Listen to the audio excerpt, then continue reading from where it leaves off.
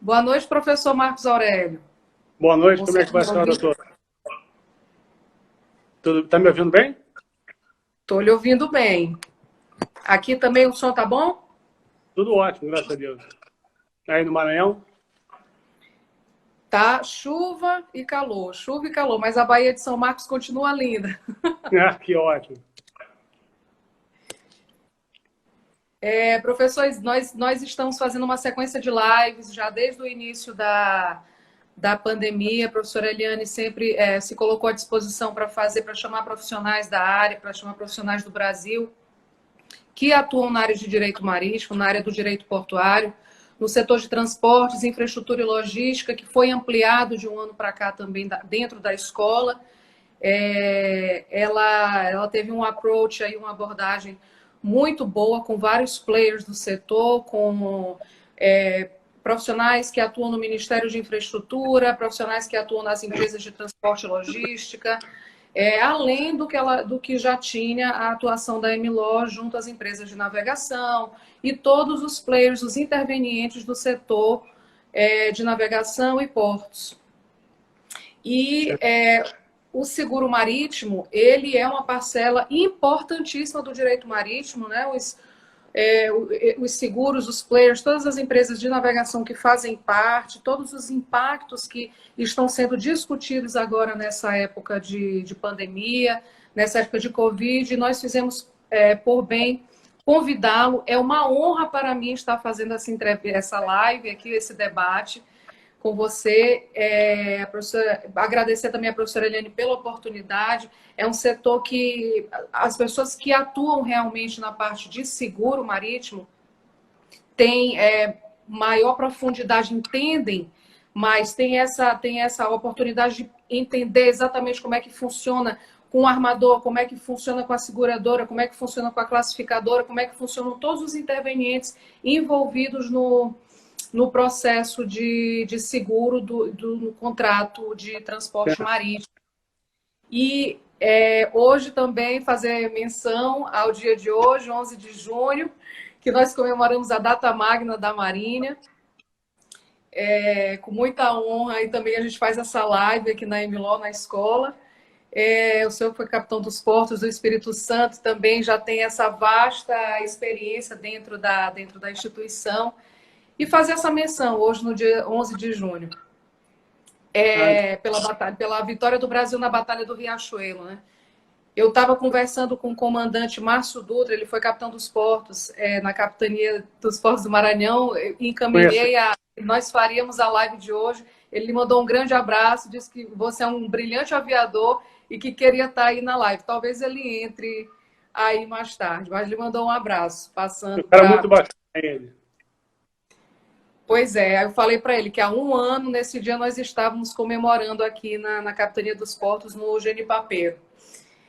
Então, professor, nós estamos aqui, vamos falar de seguro marítimo, eu vou falar um pouquinho do seu currículo. Professor Marco Aurélio de Arruda, gente, que temos aqui 22 espectadores, mas eu vou dar continuidade, que o nosso assunto é bem extenso. E muito interessante, extremamente interessante, principalmente quando nós conversamos com um profissional dessa envergadura, que é o professor Marco Aurélio de Arruda, é advogado também. Ele é formado em Direito pela Faculdade de Direito de Vitória, é também bacharel em Ciências Navais pela Escola Naval. Ele possui o Masters of Laws em International Maritime Law pela World Maritime University em Malmo, na Suécia. Ele possui mestrado em Inter-American Security and Defense pelo Inter-American Defense College em Washington, D.C., nos Estados Unidos. Com muito prazer, eu tive a oportunidade também de conhecer um pouco do college, porque na época que eu morava lá, trabalhando com os acordos de livre comércio do Conselho das Américas.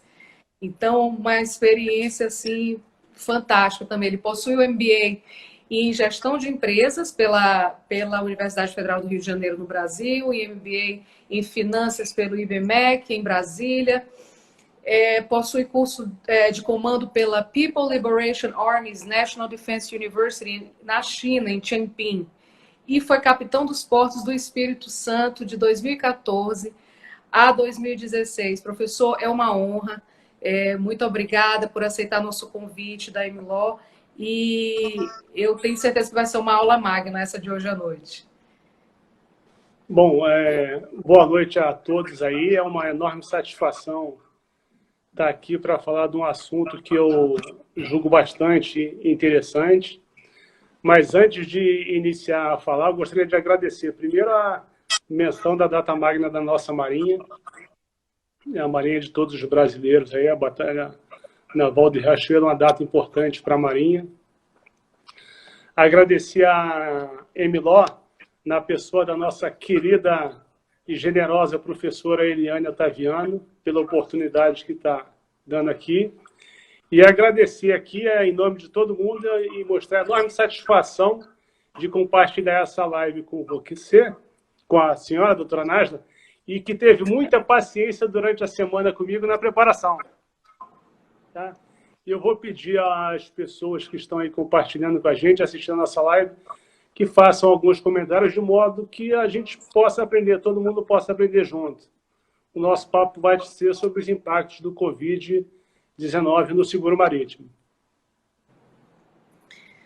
Tá certo. Existe muita coisa acontecendo na pandemia, na área de comércio exterior, principalmente na parte de logística e infraestrutura, que o nosso governo está aí, pelo Ministério de Infraestrutura, se empenhando para não acontecer o desabastecimento desde o início, né, há 3 meses que nós já estamos nessa situação e nós estamos presenciando todos os países, e ainda mais o Brasil, com dimensões continentais, como o nosso país, de não acontecer, de não ocorrer qualquer problema com a questão do abastecimento nos supermercados, nas farmácias, para ter a certeza de que os insumos, os produtos necessários vão chegar nas prateleiras, nas nossas casas.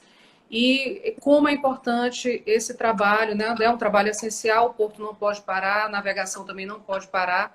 O Brasil, 95% do mercado do comércio exterior é feito por via marítima. E nós não podemos deixar de fora o que envolve o direito, o que envolve o transporte marítimo, o que envolve a navegação e suas particularidades. Nesse contexto, eu vou trazer aqui para o professor que haja nós supomos que possa haver 2 aspectos desse impacto da pandemia. Tem o aspecto macro, que é o mercado como um todo, como é essa visão global do impacto da Covid, e na esfera micro, né, a relação segurador-segurado, essa esfera mais individual, mais independente. Como é que o senhor consegue iniciar essa abordagem falando dessas 2 esferas no seguro, professor? Na esfera macro, ou seja, no mercado de seguro marítimo como um todo, eu não acho que o Covid vai ter um impacto muito grande nas seguradoras. Eu acho que esse impacto é gerenciável, porque não é a primeira vez que as seguradoras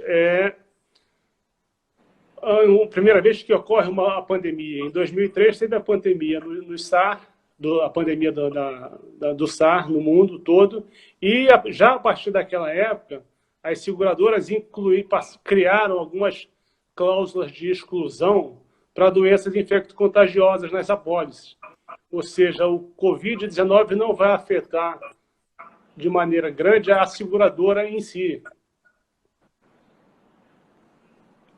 Nós tivemos em 2017, há pouco tempo, um impacto, o que eu vejo em termos globais, em termos macros, é o impacto... Eu ia fazer menção, exatamente isso, eu ia fazer menção a Coreia do Sul, que sofreu um impacto muito grande com a falência da Hanjin, era a empresa mais importante deles e era uma das 10 maiores de shipping do mundo. Como é que ficou essa questão das cláusulas? O que envolveu nessa situação da empresa que era a maior de transporte logístico da Coreia do Sul em container, né? E em 2017, como é que ficou isso? Havia uma preocupação dos credores com relação ao porto, da atracação nos portos, como é que os portos viam isso, como é que o senhor pode abordar essa questão também? Eu trouxe a gente debater esse caso porque esse foi um caso clássico, né, na esfera da navegação global. Isso, em 2017, a importância desse caso é que a gente pode ver como o impacto de um fenômeno relevante, como ele impacta na cadeia logística global. A Rangin, como a senhora muito bem falou, era a maior empresa logística de container, também possuía navios da África do Sul, estava entre as 10 do mundo. Em 2017, ela pediu falência.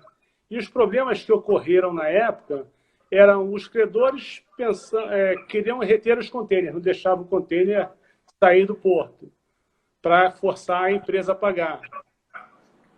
Ou os navios que tinham contêiner da empresa também não queriam entregar o contêiner no porto para forçar a empresa a pagar. As autoridades portuárias não queriam deixar o navio da empresa ingressar no porto por receio de inadimplemento, ou seja, quem é que vai pagar as custas portuárias daquele navio? E os navios da empresa também não queriam entrar no porto porque não queriam ficar sujeitos a arresto. Ou seja, houve problemas para as cargas que não foram transportadas, cargas que não chegaram ao porto, cargas que pararam no meio do caminho, mas quem mais sofreu foram as empresas, principalmente as pequenas, que dependiam da entrega das mercadorias.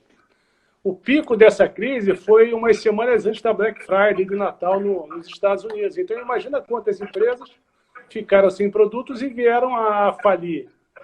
Exatamente, empresas que dependiam da entrega dessas mercadorias, justamente era na época de Black Friday, do Natal e esse contexto todo de pedido de falência. Isso, então, mais uma causa, uma diferença importante da situação de 2017 para a situação de agora é que a maioria das apólices daquela época, de 2017, tinha cobertura extra para a insolvência da empresa. Ou seja, muita gente não ficou sem o dinheiro porque o seguro pagou. Ou seja, esse dinheiro extra, essa cobertura, pagava o armazenamento extra da carga. O problema é que agora isso não existe para o Covid. Não existe essa cobertura para a Covid. Então, os gastos vão ter que ser divididos entre as partes. Esses problemas que vão acontecendo com o passar do tempo vão fazendo com que as seguradoras comecem a criar cláusulas de exclusão, que vão ou extinguir ou limitar as despesas que elas vão ter com o pagamento dos benefícios. E os segurados vão começar a contratar coberturas que antigamente não havia, ou seja, vai aumentar o preço do prêmio dos seguros. E existe a questão também das responsabilidades primárias, né, de uma das partes, tanto no contrato de transporte de container com mercadorias, que tem a obrigação de pagar e de transportar, a questão das multas, e também a apólice securitária, com as cláusulas de exclusão. Professor, como é que se houver essa questão das cláusulas em tempos de Covid? Nessa questão da Coreia do Sul foi diferente porque existe a cláusula com relação aos danos, né, que elas cobrem os danos, mas em tempos de pandemia a seguradora, o seguro não cobre. Na época, em 2017, havia cobertura para inadimplência, porque o que gerou o atraso, a não atracação do navio, foi a insolvência da empresa.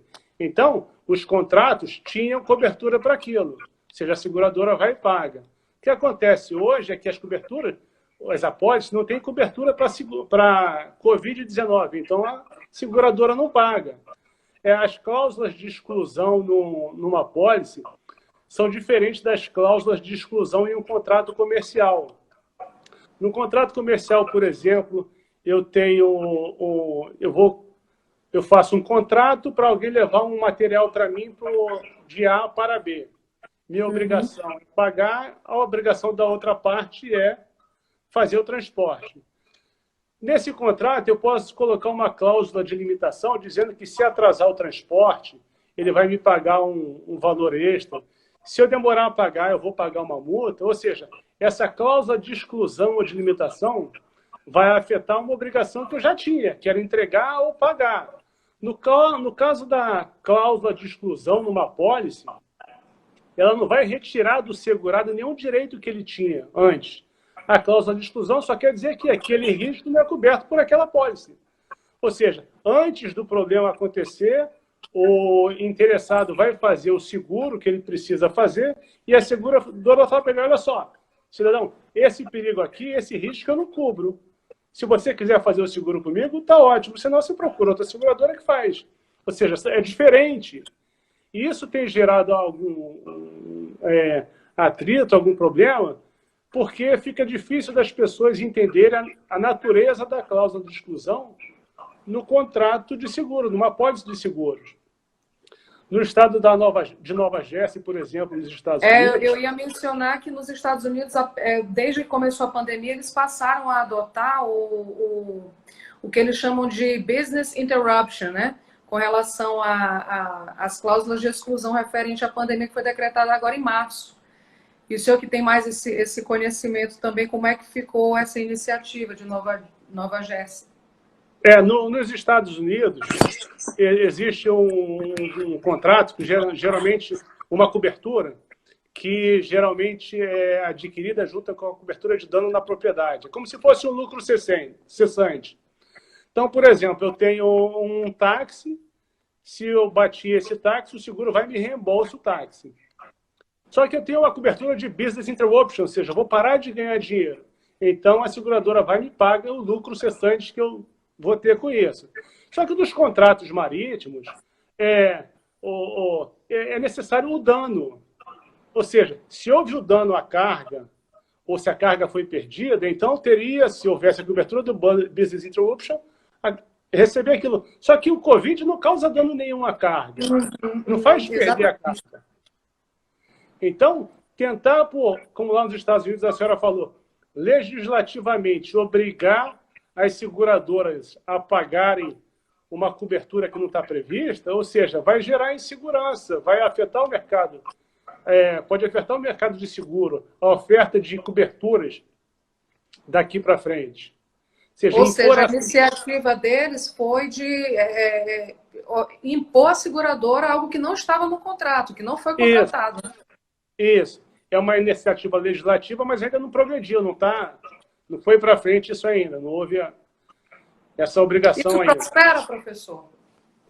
Eu espero que não prospere. Bom, do lado do segurado, ele quer que prospere, no curto prazo.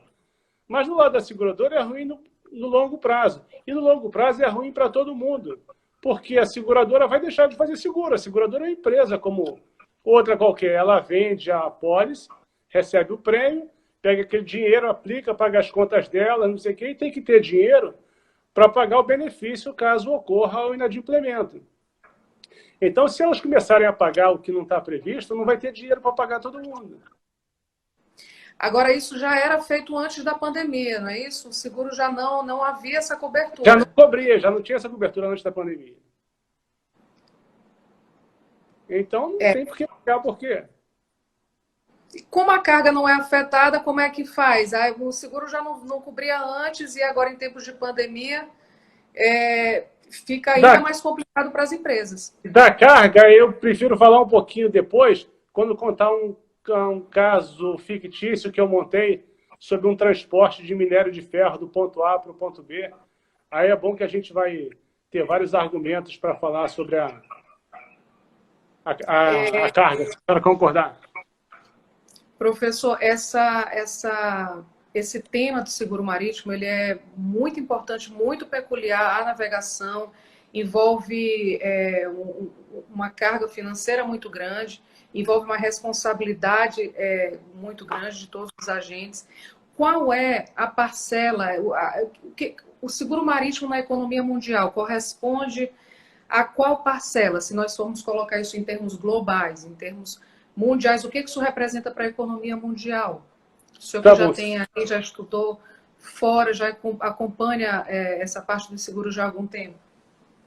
Segundo dados da União Internacional do Seguro Marítimo e da Conferência das Nações Unidas para o Desenvolvimento do Comércio, a UNCTAD, em 2018, 71% do comércio mundial foi feito pelo mar, 16% pelo ar e 13% por terra. O transporte marítimo movimentou 11 bilhões de toneladas de mercadoria. Se a gente quiser comparar com o Stella Banner, que está só sobrado aí no Maranhão, que tinha 300 mil toneladas de minério, ou seja, em 2018, transportaram 37 mil Stella Banner pelo mundo, ou seja, 11 Olha toneladas. só esse dado é extremamente importante se você fizer essa analogia. 30... E o mercado de seguro marítimo, ainda em 2018, movimentou 29 bilhões de dólares em prêmios. Ou seja, foram 29 bilhões de dólares que as seguradoras receberam lá em 2018. Desses 29 bilhões, 7 bilhões foram em seguros de casco e maquinaria, para uma frota mundial de cerca de 225 bilhões de dólares de navios. E em seguro de carga, 16 bilhões. O mercado brasileiro responde por 5,2%, ou respondeu em 2018, o que vale dizer que as seguradoras brasileiras aqui receberam cerca de 863 milhões de dólares em seguro. E o restante em outros tipos de seguro.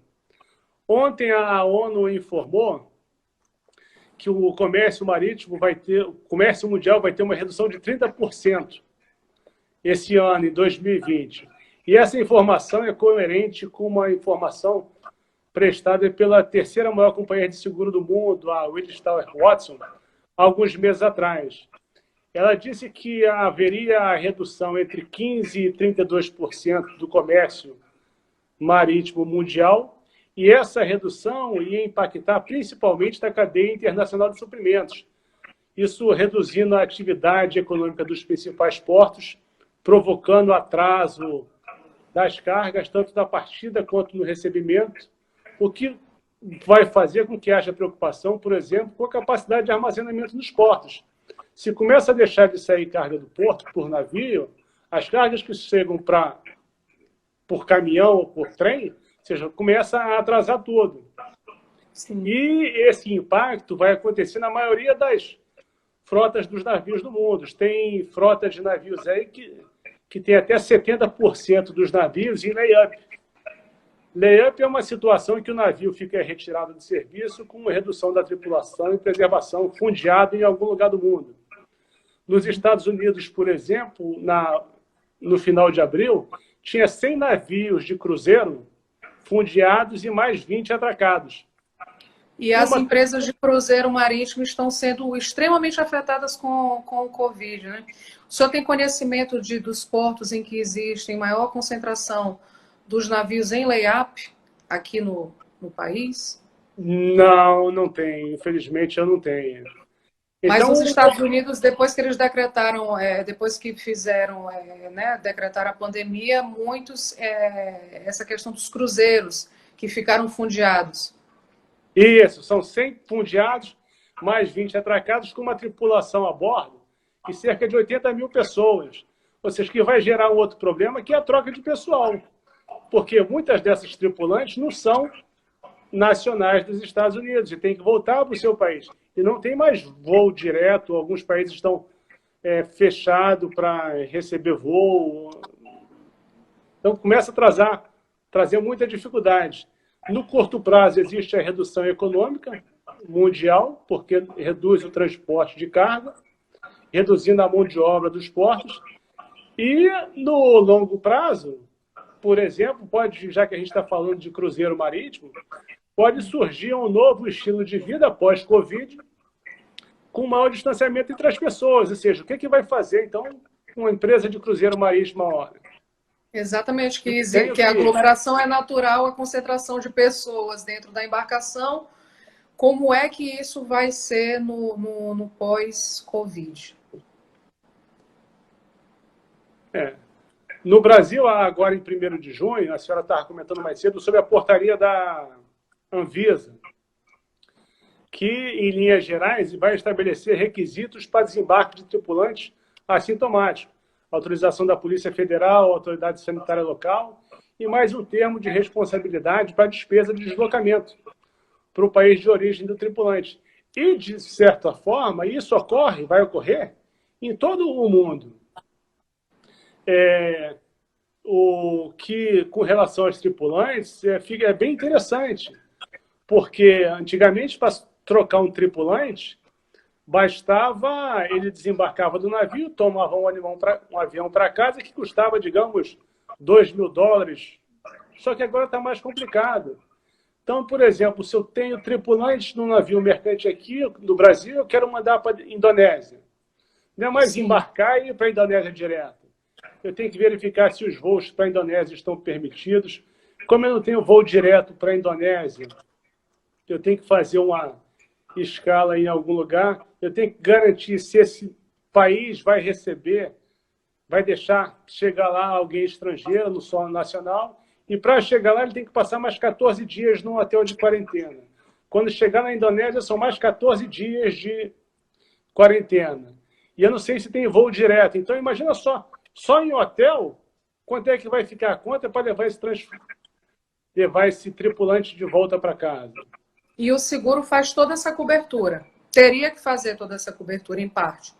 Teoricamente, esse é o seguro do P&I, né? Nem o seguro de transporte, de carga, nem o seguro de caixa. Entra o P&I. Isso, mas é o doutor Celso Pimentel, que tem uma live na semana que vem, no dia 18, para falar sobre as atividades do correspondente. Então, ele tem um monte de exemplo e vai te explicar como é que ele está tendo que lidar com esse problema aí. Professor, nós tocamos no assunto do Stella Banner. Essa embarcação, ela, como alguns aqui nos acompanham já na área de navegação e no transporte marítimo, é um caso concreto. Nós tivemos aqui na Baía de São Marcos, eu estou trabalhando aqui em São Luís já há 5 anos, e isso foi está sendo um caso mundialmente falado, que foi da embarcação, que o comandante decidiu por fazer uma varação, que é um fato da navegação, e daí fez o encalhe dessa embarcação. Foram 3 meses de processo praticamente cirúrgico para fazer a descarga desse óleo que estava lá sendo embarcado, e depois para fazer a reflutuação desse navio. Só que isso demorou muito tempo, né? Isso aí envolveu a parte da seguradora, envolveu a parte do armador, envolveu o dono da carga, e a autoridade marítima, a Capitania dos Portos aqui acompanhando ativamente todo o trabalho, obviamente, e esse navio, essa semana está sendo muito intensa, Semana do Meio Ambiente, data magna da Marinha, e amanhã a embarcação, uma embarcação gigante, belíssima, está sendo programado para afundar esse navio aqui na costa do Nordeste, né? Mais precisamente na Baía de São Marcos. Então, esse foi o caso do Stella Banner. Como é que o senhor, que tem essa experiência junto aos seguros, como é que o senhor vê que se processe essa questão do seguro envolvendo essa embarcação que vai ser afundada, e depois de todo esse tempo fazendo todo esse processo cirúrgico de reflutuação, descarregar toda essa carga, como é que o senhor vê que vai envolver a parte da seguradora? A questão de seguro é simples. A jurisprudência ou mundial brasileira é a mesma. Então, se tiver previsto no seguro para pagar, o seguro paga. Se for uma cláusula de exclusão junto com uma cláusula de uma cobertura, o seguro não paga. Se não tiver previsto para pagar, o seguro não paga. Então, vão ser analisados o que aconteceu, devem buscar o inquérito para ver como se deu o caso, e o que for para pagar vai ser pago, e o que for para não pagar não vai ser pago. Tem 2 exemplos que eu estava conversando mais cedo com a senhora, um é o das torres lá do World Trade Center, no 11 de setembro. Sim, importantíssimo, o World Trade Center, como é que ficou a cobertura, o terrorismo estava incluso, quanto que foi, como é que isso envolveu, o senhor que acompanhou aí ativamente? Aí, nas apólices de seguro marítimo, as apólices são padrões, então não gera muita dúvida. Mas na apólice do World Trade Center, por exemplo, havia uma cobertura contra terrorismo incluído, estava previsto o pagamento de $3,5 bilhões por ocorrência. Então, essa cobertura era feita por um pool de seguradoras, que cada uma tinha um contrato distinto, uma minuta de contrato, não vou entrar no mérito agora, cada uma pagava uma porcentagem e o valor total ia dar $3,5 bilhões por evento. Em algumas apólices, tinha aquele termo lá, glossário, que a gente tem nessas apólices aqui no Brasil, e dizia lá, ó, uma ocorrência é uma causa ou uma série de causas similares, aquele evento, coisa lá. Eram 3,5 bilhões por ocorrência. Em outras apólices, não estava clara a definição do termo ocorrência. Uhum. Então, depois do atentado... Uma série de causas similares, né? Isso, um evento.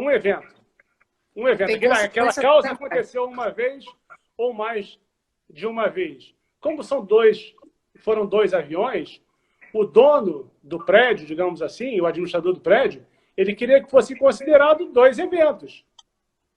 Porque em vez de 3,5 bilhões, ele ia ganhar 7 bilhões. 7 bilhões. As seguradoras queriam que fosse considerado um evento só. Ele ia ganhar 3,5 bilhões. Elas iam pagar 3,5 bilhões. Então, em virtude da discrepância do que dizia uma apólice e a outra, para o mesmo evento, para o mesmo atentado, em algumas apólices foi considerado só uma ocorrência, ou seja, os dois aviões foram uma ocorrência só, e em outras apólices foram consideradas duas ocorrências. Ele recebeu 4,6 bilhões de dólares, ou seja, ficou meio para cada lado, não foi nenhuma nem duas ocorrências. Mas isso pela dificuldade de se conseguir entender o termo, que não estava definido em algumas apólices. No seguro marítimo, isso não ocorre, porque os termos são definidos, as cláusulas são padronizadas. E outro exemplo foi uma decisão do STJ aqui de 2017,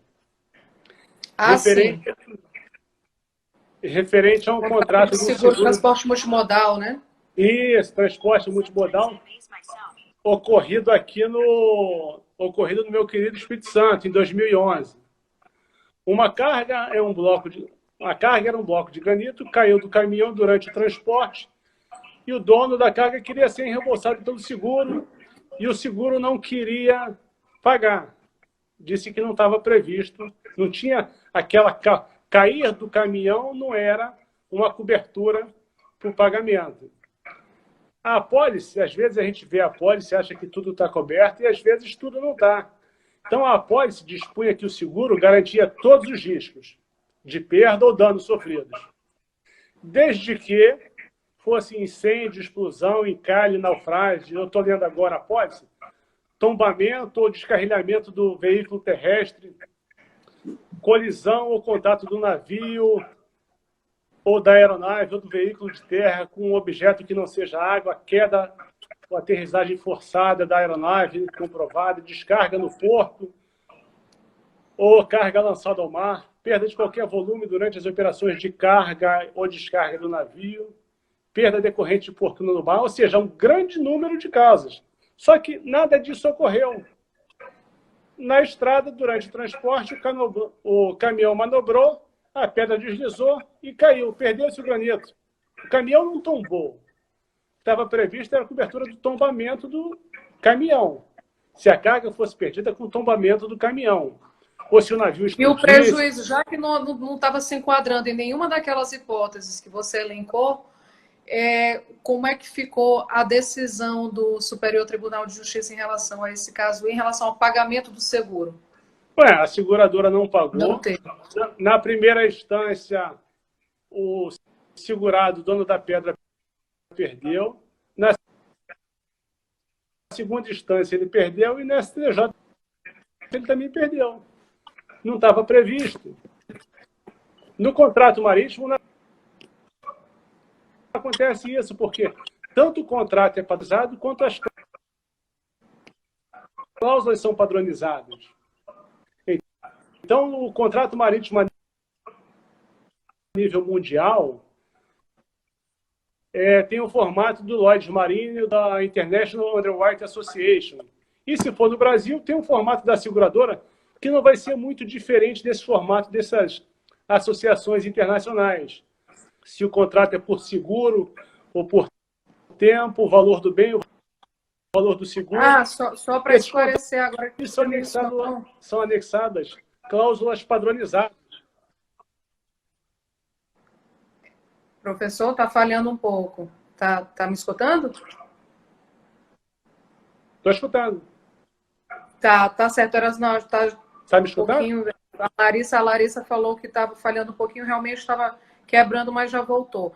É só para deixar que você mencionou a Lloyd's Marine e a International Underwriting Association, que elas são a base para todos os demais contratos de seguro marítimo.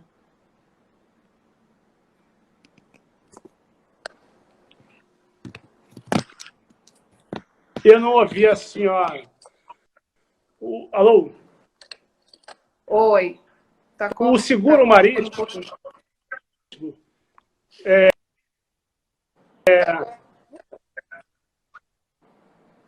a primeira seguro marítimo foi feita lá no Reino Unido, em 1906. Sim. E o grande segurador mundial de navios é o Lloyd's. Você está me ouvindo? Alô? Tô escutando. A Lloyd's Marine. Então, Uhum. o grande segurador de navios é o Lloyd's Market. Então, a Lloyd's Market tem uma associação e tem as seguradoras que não são do Lloyd's, são de outro grupo de seguradoras, fazem parte da International Underwriting Association, que é uma outra associação. E elas fazem cláusulas, fazem seguradoras. Então, faço o contrato padrão, pego lá, digamos que um recipiente de cláusulas e vou montando o meu contrato. Isso facilita o contrato, dá segurança jurídica, porque as coisas ficam mais. 2020.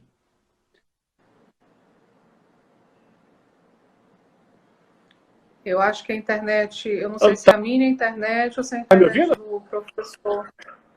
Está falhando um pouquinho, mas ele vai e volta. Queria Alô? só que algum dos nossos espectadores dissesse se consegue escutar ou se é a minha internet ou se é falha mesmo de conexão no geral. Tá falando? Tá ouvindo? Qual que está falhando? Deixa eu ver. Onde está falhando? No Maranhão ou no Rio de Janeiro? No Maranhão ou no Espírito Santo? Tá normal lá.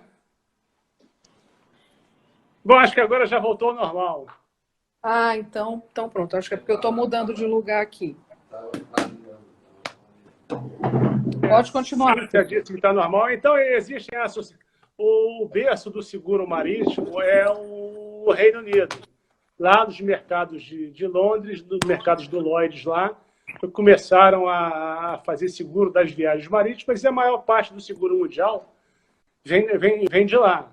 Então, tem o Lloyd's Market e tem a International Underwriting Association, que é outra associação que também faz cláusulas e faz contratos. Aqui no Brasil, a gente tem o contrato o seguro da Mafra, do Bradesco, várias seguradoras que pegam aqueles modelos lá, ajustam, fazem a tradução e tem alguns modelos daqui. Então, ninguém vai criar alguma coisa nova num contrato marítimo. Vai pegar as cláusulas que já existem e vão ajustar no seu contrato. Por ocasião do Covid agora, essa associação criou a cláusula JC 2020-011. Tem até as cláusulas padronizadas agora por conta da Covid. Isso. Então, olha só. O transportador vai fazer o seguro da carga, ou o dono da carga vai fazer o seguro, ele entra em contato com a seguradora e vão pegando as cláusulas já prontas e colocando no contrato para ajustar. E essa associação de seguradoras criou uma cláusula padrão de Covid, de doença infecto-contagiosa, agora em março, que vai proteger as empresas de seguro marítimo contra qualquer demanda de Covid. Essa cláusula expressa que, independentemente de qualquer disposição em contrário na apólice, o seguro não cobre perda, dano, responsabilidade e vai seguindo assim de qualquer natureza que tenha como causa ou tenha contribuição de ou conexão com ou qualquer doença infecto-contagiosa. Ou seja, se um seguro de transporte tiver essa cláusula aí, ele não paga Covid, não paga o problema por Covid. Pode parecer injusto, a princípio, Mas ela vai mostrar claramente para o segurador e para o segurado o que aquele contrato diz. E aí qual seria a solução? Porque a cláusula ela mostra que a seguradora informa ao segurado que não aceita cobrir esse tipo de perigo, né, esse tipo de risco. E o segurado também não paga por aquela cobertura. Aí, como é que faz, em caso se acontecer alguma situação, como é que seriam? Reunir os intervenientes para que dá mais essa vai pagar o que está coberto. O que não está coberto, não paga. Se como aquela seguradora, ela exige aquela cláusula que tem no meu contrato de seguro, na minha pólice de seguro, tem aquela cláusula, eu vou procurar uma outra seguradora que não tem aquela cláusula, tem liberdade. Se eu vou achar ou não, aí é outro problema. Mas a cláusula está lá. Se eu quiser contrato com aquela seguradora, por exemplo, eu tenho que aceitar aquela cláusula. Se eu não quiser, eu faço um seguro com outra seguradora. É interessante que... Fale, por favor. Não, nós temos uma pergunta aqui do Ismael Ajar. Se a cláusula de Covid seria considerada como força maior? Se o Covid é força maior. Então, para o direito inglês, no common law, onde a maioria das seguradoras prevêem que a jurisdição seja inglesa, se a lei seja inglesa, força maior não é uma coisa simples. No contrato ou na apólice, tem que estar escrito o que vai ser considerado força maior. Não é força maior e não... Não, tem que estar... O que é considerado força maior? E tem que, para ser considerado força maior, alguma coisa, as partes são obrigadas a mitigar, ou seja, tomar as precauções necessárias para que aquele fato não interfira no problema. Então, se o Covid é força maior, eu vou, digamos assim, botar equipamentos de proteção individual em todo mundo. Acabou o problema do Covid. Deixa de ser força maior. E se o pessoal for pegar Covid porque não tem máscara, a parte lá, o transportador, o dono da carga, deixou de tomar os cuidados mínimos para evitar aquele problema. Não é a força maior também. Não tem, infelizmente, do lado do segurado, fica difícil, não tem para onde correr. Não tem para onde correr. Dá um exemplo que a gente estava conversando mais cedo sobre um caso fictício. Esse caso, digamos assim, vai acontecer antes da pandemia mundial da OMS, ou seja, não existe cláusula nenhuma ainda específica para a Covid, é tudo que existe antes da pandemia. Tá? Então, digamos que os nomes que eu vou utilizar aqui são o meu e o seu, porque eu já expliquei para a doutora. Na época da faculdade, eu tinha uma professora de Direito de Família, e ela costumava falar dos problemas lá, dos casos de família, e usava sempre algum parente dela, meu pai, minha mãe, meu irmão. Era sempre que abandonou, que morreu, que não sei o quê. E a gente perguntou, família trágica, né? Que só problema? Ela, não é, porque no começo quando ela começou a lecionar, ela disse que usava como exemplo os pais dos alunos, os tios dos alunos, e muita gente não gostava daquilo. Então, ela começou a usar os parentes dela para não ter problema. Então, para a gente não ter nenhum problema com um colega nosso aí, vamos usar o nome da gente, certo? Vamos então, digamos que o Marcos, fazer esse estudo de caso aqui. Isso, o Marcos tem uma empresa na África do Sul que vende minério de ferro. E ele vende na África do Sul. Ele vende para o Aurélio, que está na China e vai receber material lá na China, essa carga. 200 mil toneladas de minério de ferro no Incoterm CIF, ou CIF, ou CIF, como quiser. E o carregamento vai ser na Baía de Saldanha, no contrato de transporte entre o Marcos e a Nasla. Certo? A Nasla vai ser a responsável pelo transporte. O seguro vai ser feito e, como geralmente acontece, os advogados não são consultados. A gente só é consultado quando tem um problema, certo? Existe um padrão de cláusulas de seguro para transporte de cargas. São os ICC. Eles são de 3 tipos básicos, A, B e C. O mais amplo é o A, que cobre todos os riscos, e o mais restrito é o B, é o C, que cobre menos risco. O contrato do Incoterm CIF estabelece que a cobertura mínima é a do ICC-C, tipo C, tipo Charlie. Sim, aí vai ter que ser feita a escolha da apólice, né? Que tipo de apólice a gente está trabalhando aqui com China, África do Sul, Incoterm CIF e a carga sendo o minério de ferro, né? Isso, então, o contrato de transporte exige que, nesse caso, a cobertura mínima seja o CC Charlie, o CGC.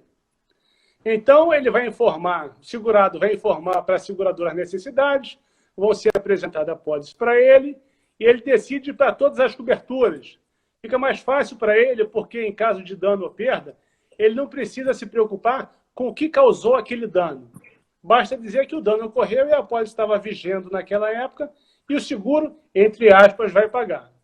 Então, ele escolheu o Alfa. É mais caro, não sei o quê, mas eles escolheram o seguro ICC Alfa. A caminho da China, os donos do navio tomam conhecimento de que o descarregamento no porto está impossibilitado por causa da pandemia do Covid-19. Ou então, se o navio vai atracar no porto chinês, ele vai ter que cumprir uma quarentena muito grande depois para demandar um porto de outro país. Aí o Marcos, a Aurélia e a Nasda vão tomar conhecimento do problema, vão chamar os advogados agora para discutir as opções. O primeiro óbice que os advogados dizem para a gente, olha só, nos contratos de seguro marítimo, está coberto o dano ou a perda da carga. E não houve dano na carga. A carga está lá, pô. Sim. Ninguém perdeu a carga. Então, teoricamente, não tem cobertura nenhuma. A seguradora não vai pagar nada. Mas digamos que eles argumentem e dizem, olha só, vai ter um atraso na carga. Pô, e o atraso, do nosso ponto de vista, é perda. É perda. Aí os advogados continuam argumentando, olha só, nessa mesma apólice, que diz que cobre todos os perigos, tem outras cláusulas que dizem que dano, perda, despesa causada por atraso não está coberto pelo seguro. Mesmo que esse atraso... As opções que se tem aqui, se o seguro ele diz que ele só vai cobrir se houve dano na carga. Não houve dano na carga, mas houve o atraso, as consequências todas desse atraso. Então, qual seria... Pode continuar. Mas ele, continuando a ler a apólice, vai ver que tem outras cláusulas que dizem, olha só, não estão cobertos nem dano, nem perda, nem nenhuma despesa causada por atraso da carga, independente se esse atraso foi causado por um perigo coberto. E essas cláusulas, pessoal que pode ficar meio preocupado aí, existem nos contratos de seguro marítimo, lá fora e aqui dentro. Se alguém tiver curiosidade, hoje não, porque a gente está na live, né? Mas amanhã de manhã, vai lá dar uma olhada na apólice do cliente, ele vai ver. Qualquer atraso, qualquer dano causado por atraso, não é coberto na apólice, mesmo que o período seja segurado. Aí o Marco, a Nájila e o Aurélio vão argumentar, não, mas olha só, existe uma cláusula que prevê o reencaminhamento da carga. A gente pode devolver a carga lá na África do Sul, ela saiu lá da África do Sul, e depois a gente manda para a China de novo, depois que abrir lá. Ela não pode ficar parada em qualquer lugar. Então, pode ter essa cláusula de reencaminhamento da carga. Isso, aí tem dois problemas. Primeiro que o porto onde se carrega o navio não está pronto para descarregar navio. Isso acontece aí no Maranhão, acontece aqui no Espírito Santo, ou seja, vai ter custos para essa adaptação. Isso leva tempo também. E é muito provável que a soma dos custos para adaptação do porto, para descarregar lá no porto, para armazenar essa carga até que ela seja reencaminhada de novo para a China, para o destino final dele, vai ser maior que o valor segurado. Ou seja, vai ter prejuízo de qualquer jeito para voltar para o porto. Então, fica difícil. Se levar para um outro porto, aí dentro da apólice está escrito que essa cláusula estabelece que, se for descarregado no outro porto, por algum motivo que não seja do controle do segurado, e o Covid não é um caso desse, o contrato do transporte, ou seja, encerra-se o contrato de transporte e o seguro também. Se o dono da carga quer que aquele contrato continue, ele tem que entrar em contrato com a seguradora e pagar mais um prêmio adicional de Ainda tem essa cobertura. questão do prêmio adicional. Caso ele escolha automaticamente a questão de desembarque em algum outro porto, como é que faz com o pagamento? Vai ter um pagamento de um seguro, de um prêmio adicional para um caso como esse, né? Tem que pagar, fazer um prêmio adicional, ou seja, e a gente está falando de casos antes da pandemia, agora já tem cláusulas que devem ser inseridas nos contratos e nas apólices, específica para o Covid. Então, qual a solução? A solução é sentarem Marco, Aurélio e Nájila e ver como é que vão dividir o prejuízo. Pega a carga e vende para um outro país, onde esteja liberado coisa, para dividir o prejuízo. Porque a seguradora não vai resolver o problema, não vai pagar. O seguro da carga, o transporte da carga, não vai resolver esse problema. É uma questão significativa aqui para quem está operando aí no direito marítimo, para pensar como é que vai ficar essa questão dos seguros. Existem todas essas peculiaridades. E professor, com relação às empresas de cruzeiro marítimo, se o senhor quer trazer algum caso em específico, nós temos 6 minutos. Tá, as empresas de cruzeiro, a solução, os seguros do cruzeiro marítimo, também não são... Tem aquele caso da empresa Princess Cruises. Isso, então. O contrato de compra de um pacote marítimo tem várias cláusulas de exclusão lá. Então, já é feito para que, caso haja algum problema, as indenizações sejam as mínimas possíveis. Tem uma família, um casal, na Flórida, foi o primeiro casal que entrou contra uma empresa de navegação, de cruzeiro. Está pedindo 1 milhão por negligência. Ou seja, eles alegam que, se tivesse tomado conhecimento de que na viagem anterior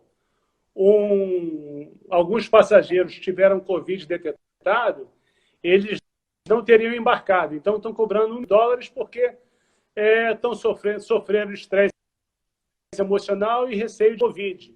Então, isso é justiça e muito provavelmente não deve receber, digamos, esse dinheiro todo. No Brasil, a gente leva para o CDC. Dessa empresa, eles foram os únicos? Desse cruzeiro, ele foi o primeiro casal ou tiveram outras pessoas também? Foi o primeiro casal a entrar. Foi o primeiro casal lá. Nos contratos de viagem em cruzeiros marítimos lá é escrito que é proibido ações coletivas. Então, vai ser passo a passo, ou seja, de modo a evitar despesas para a empresa. Então, no Brasil, embora aqui a gente leve para o CDC, Código de Defesa do Consumidor, ou seja, o que vai aumentar o poder de fogo dos passageiros, mas o valor é pequeno. Então, não vai causar muito problema. Eu vejo com o problema do Covid é que quem teve prejuízo vai ter que ficar com o seu prejuízo, não tem outra solução. Porque agora nós temos importadores, exportadores, cancelamento de contrato de compra e venda de transporte, atraso da entrega das mercadorias, isso tudo estão sendo consequências da pandemia. Então, não vai ser o seguro de transporte, nem o seguro de casco que vai pagar isso daí, não vai ser o seguro mais que vai pagar. Muita coisa o seguro de P&I vai pagar, mas o prejuízo do porto, porque não chegou, daquele cara da loja que vendia material de R$1,99 que veio da China e não chegou. Infelizmente, vou usar perdeu. Não tem como cobrar da seguradora.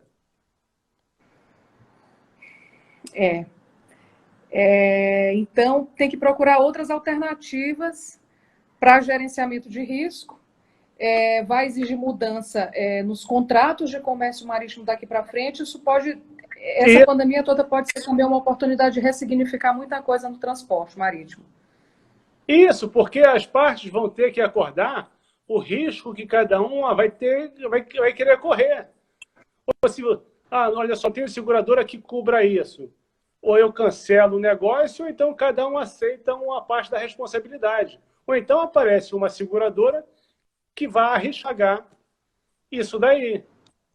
Aí a pessoa não sabe se vai receber. Faz o seguro, acha que está segurado, mas não sabe receber. O Manuel perguntou sobre o seguro de operação comercial. Então, é o Business Interruption. Seria uma então, esse solução. seguro também demanda o dano ou a perda da carga. Não houve nem dano, nem... Então, não tem como cobrar. E se tiver escrito, olha, não houve dano nem perda da carga, mas eu não cubro Covid, eu não cubro a doença contagiosa, não vai pagar. Não tem... É complicado.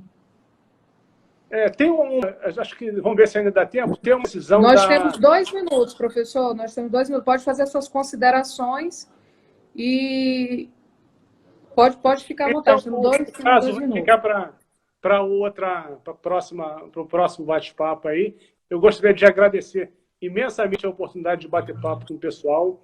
Gostei muito das perguntas aqui. A doutora Eliane Ottaviani, nossa professora, nossa querida professora, muito obrigado pela oportunidade. Doutora Nájila, mais uma vez, muito obrigado pela paciência em me ajudar a montar aqui como a gente ia falar. E eu queria que o pessoal visse que a seguradora é como uma empresa qualquer. Eu vendo esse modelo, não vendo no outro.